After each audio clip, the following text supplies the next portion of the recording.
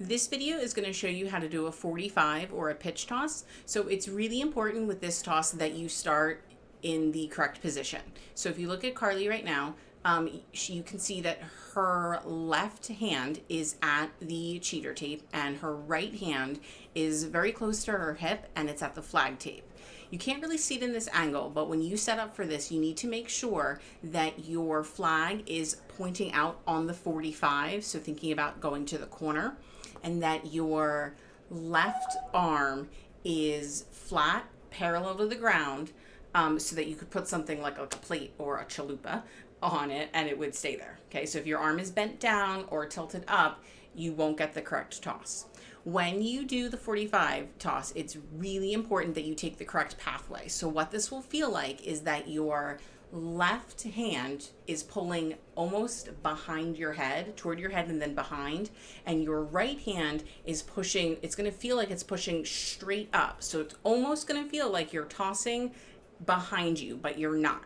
So we're going to watch the pathway of this toss from the front, and then you're going to see it from the side. And it's really important that when you work on these at home that you do this pathway.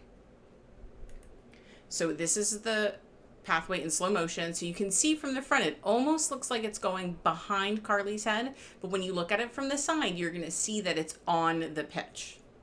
So when we actually start doing this toss, it almost functions like a horizontal. Your top hand is going to be pulling down, and your right hand then is going to be pushing up, and that's how you get the rotation. This is a very small toss to start. The tendency when you first work on these is that you actually will do too much. So the flag just rotates one time around. You're going to catch it on the opposite side of your body, facing the 45 and on the 45. Here's what it looks like from the side.